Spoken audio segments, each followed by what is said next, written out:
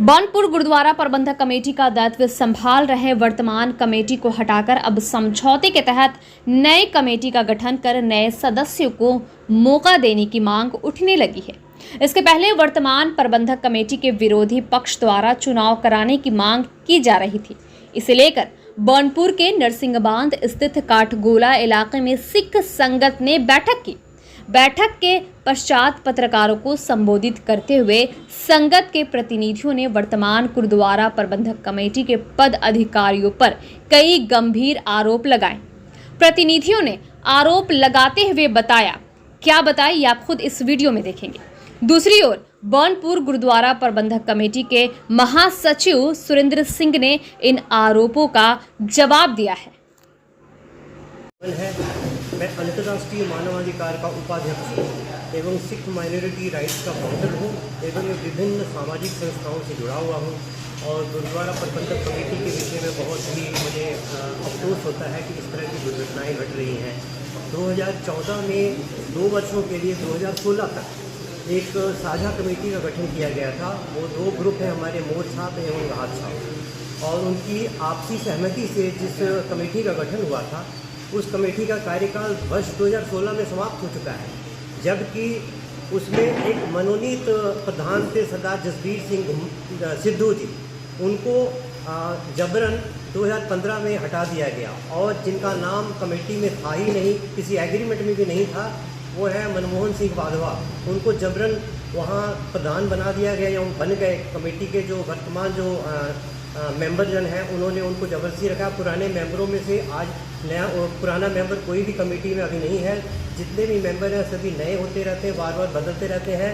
2016 में जब कार्यकाल समाप्त हो चुका है तो इनको स्वतः ही कमेटी छोड़ देना चाहिए, दूसरों को मौका देना चाहिए कमेटी बनाने का। और उस टाइम मनोनीत जो थे सुरेंद्र सिंह सचिव, वो भी अभी फर्जी हो चुके हैं, क्योंकि अब उनका कार्यकाल 2016 में जब खत्म हो चुका है तो निश्चित रूप से कमेटी फर्जी हो गई, सारे सदस्य सभी पदाधिकारी फर्जी हो गए हैं। दूसरों को मौका देना चाहिए और सभी को मिलजुल के चलना चाहिए। और एक अलग कमेटी, जब आपका कार्यकाल खत्म हो चुका है, दूसरे सिखों को, ऐसे सिख समुदाय में बहुत सारे लोग हैं जो उनसे भी योग्य हैं, उनको भी मौका देना चाहिए सेवा का। और सबसे पहले मैं आपको मीडिया को बता दूं, जो भी बात आपके नॉलेज में उस बंदों ने आपको जानकारी दी है कि हमने किसी भी प्रकार का लेटर पैड पे लिख के या किसी कागज़ के ऊपर में लिख के गुरुद्वारा बनपुर को अगर दिया है, तो मैं आपके नॉलेज में बात को ला दूं कि अभी तक हमारे पास में कोई भी ऐसी चिट्ठी उनकी लिखित तौर पे हमारे पास में नहीं आई है जिसका जवाब हम उनको दे सके या किसी भी बैठक के लिए हम उनके साथ में सहमत हों, ताकि हमारे पास किसी भी चीज़ की जानकारी ही नहीं है। ये तो अभी हमको पता लग रहा है आपके मार्फत से कि वो लोग कह रहे हैं कि हमने किसी प्रकार की चिट्ठी गुरुद्वारा साहब को दी है। तो हमारे पास में मैं आपको बता दूं कि हमारे पास किसी भी तौर पे लिखती तौर पे कोई भी चिट्ठी वगैरह कुछ भी नहीं है। इसका जवाब तो हमको लगता है कि जिन्होंने आपको गुरुद्वारा प्रबंधक कमेटी के नाकामी के बारे में बताया है, ये नाकामी तो सारा जग जाहिर है कि गुरुद्वारा का प्रबंधक कमेटी जो बनपुर है ये नाकामी के तरफ में है, न प्रोग्रेस के तरफ में है। ये तो पूरा इलाका जानता है और हमारी पश्चिम बंगाल सरकार जानती है। तो ये जो बात है हम गुरुद्वारा की नाकामी के बारे में बोल रहे हैं, ये एक होता है कि अपने ही समाज के बारे में मजाक उड़ाने वाली बात हो गई है। ये अपने ही इलाके की मौजूदा प्रबंधक कमेटी का मजाक उड़ाने वाला बात उन्होंने कही है कि गुरुद्वारा की संपत्ति के बारे में जो वो लोगों का तरफ से एलिगेशन हमारे ऊपर में लगाया गया है।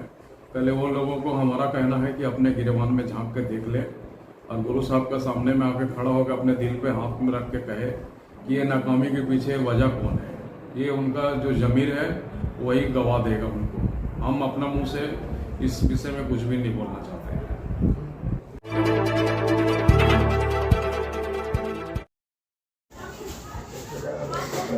ईसीएल के विभिन्न खदानों में कोयले को लेकर बहुत बड़ा गौरख धंधा चल रहा है और ये सारी बातें खुद जितेंद्र तिवारी ने प्रेस वार्ता कर बताई।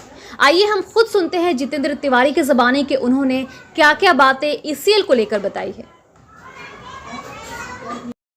করে তারা এই কয়লাটা নিজের অঞ্চলে নিয়ে যাওয়ার জন্য বা যেখানে কয়লার প্রয়োজন বিভিন্ন ব্যবসায়ী যেখানে লাগবে কয়লা সেটার জন্য তারা অনেক লোকাল সার্ভিস প্রোভাইডারদেরকে তারা রেখেছে। বিভিন্ন অঞ্চলে বিভিন্ন লোকাল সার্ভিস প্রোভাইডার আছে বা যাদেরকে লিফটার বলা হয়, এবং তারা একটা অর্থের বিনিময়ে এই কাজটি করে দেয়। তারা লেবার জোগাড় করে দেওয়া, লোডিং করিয়ে দেওয়া, এইসব কাজগুলো তারা করতো, তার বিনিময়ে একটা সার্ভিস চার্জ তারা পেত। এখন আমরা বিভিন্ন জায়গা থেকে একটা কমপ্লেন পাচ্ছি যে এখন একটা নতুন সিন্ডিকেট তৈরি করা হয়েছে আসানসোলে, এবং এই সিন্ডিকেটের বক্তব্য হলো যে যারা সার্ভিস প্রোভাইডার, যারা এই সার্ভিস দেয়, তাদেরকে বলা হচ্ছে যে পার টন কয়লাতে সার্ভিস চার্জ হিসাবে 300 টাকা করে এক্সট্রা দিতে হবে, এবং 300 টাকা ওই এক্সট্রা পয়সা ওই সিন্ডিকেটে যারা আছেন তাদেরকে দিয়ে দিতে হবে। এবং তারা বলছে তাদের অনেক নাকি অ্যাডমিনিস্ট্রেটিভ খরচ আছে, অনেক লোক যুক্ত আছে, অনেক পলিটিক্যাল লোক, অনেক অ্যাডমিনিস্ট্রেটিভ অফিসিয়াল। তো সার্ভিস প্রোভাইডাররা যে অর্থ বিনিময়ে কাজ করতো তার চেয়ে 25 থেকে 30 কোটি টাকা তাদেরকে এক্সট্রা দিতে হবে। এবং তারা তো এই পয়সা নিজের পকেট থেকে দেবে না, তারা কার কাছ থেকে দেবে? যারা কয়লা কিনছে তাদের কয়লার দাম বেড়ে যাবে। তার মানে যে ইস্টার্ন কোলফিল্ড লিমিটেড থেকে যারা কয়লা কিনবে এই শিল্পাঞ্চলে, তাদের আগে কয়লার জন্য যে মূল্য দিতে হতো এবং ট্রান্সপোর্টিংয়ের জন্য যে খরচ হতো, সে খরচটা প্রত্যেক টন 300 টাকা করে বেড়ে। জন্য যদি এক্সট্রা পয়সা দিতে হয় তো সে পয়সাটা তারা ঘর থেকে দেবে না, তাহলে নিশ্চয়ই তার উপর সেটা ওরা যে ওই কয়লার বাই প্রোডাক্ট হিসাবে যে জিনিসগুলো ইউজ হয় বা কয়লার উপর আশ্রিত যে ব্যবসা সেখান থেকে জিনিস পায়, তার মানে কয়লার উপর আশ্রিত অন্যান্য যে পণ্য তার দাম বেড়ে যাবে। এবং এই 1 নম্বরই কয়লা যদি এবার তার ইস্কোতে লোহা প্রোডাকশন হচ্ছে, সেই লোহার উপর সরকার একটা পয়সা পাচ্ছে, সে তার মধ্যে একটা সিন্ডিকেট ঢুকে যাচ্ছে, না তার বদলে আমাকেও এত পয়সা দিতে হবে। তাহলে একটা ব্ল্যাক ইকোনমি নতুন করে তৈরি। এরা কারা? কেন? যারা প্রোডাকশন করছে তারা অর্থ রোজগার করতে পারে, যারা শ্রমিক কাজ করছে তারা একটা অর্থ পেতে পারে, কিন্তু মাঝে একটা অন্য কেউ তাদের মাধ্যমে যে প্রেস মিট দেখেছিলাম সেটা আমার কথা এখানে। सिख वेलफेयर सोसाइटी और सेंट्रल गुरुद्वारा प्रबंधक कमेटी नियमित रूप से विभिन्न सामाजिक कार्य करते हैं। अब गुरु नानक देव की जयंती पर सामाजिक कल्याण के विभिन्न कार्यक्रम की घोषणा सिख वेलफेयर सोसाइटी और सेंट्रल गुरुद्वारा प्रबंधक कमेटी द्वारा आज संयुक्त रूप से की गई। इस मौके पर सोसाइटी के संस्थापक अध्यक्ष सुरजीत सिंह मक्कड़, सुरेंद्र सिंह, जसपाल सिंह, दलजीत सिंह, हरजीत सिंह मक्कड़ मौजूद रहे।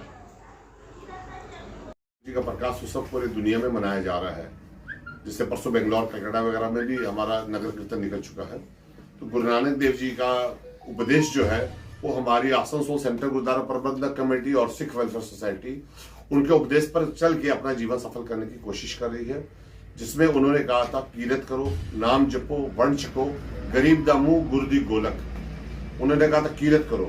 तो कीरत जैसे हम लोग हर साल गुरु नानक प्रकाश उत्सव पर या 12 महीना कोई ना कोई सोशल वर्क करते रहते हैं, जिसमें डिस्ट्रिक्ट हॉस्पिटल, ब्लाइंड स्कूल, अनाथालय, जहां भी बच्चों लोग को ब्लैंकेट, फल फ्रूट, जो भी कपड़े लत्ते जरूरत होते थे हर साल देते थे।